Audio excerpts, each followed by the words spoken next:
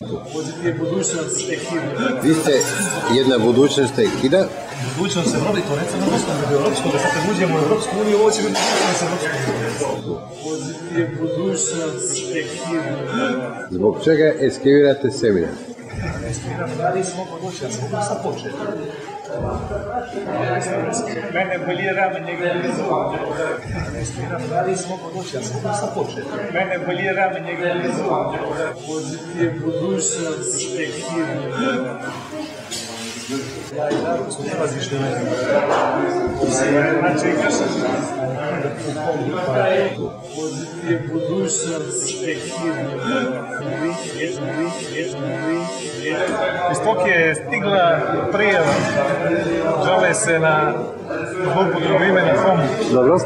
I tužili su na svjetskoj asocijaciji za zaštitu intelektualne svojine. Jesmo i mi uzeli. Stavit će pored Frideš i Darkovu sliku staviti. Ja i Darko smo nalazište na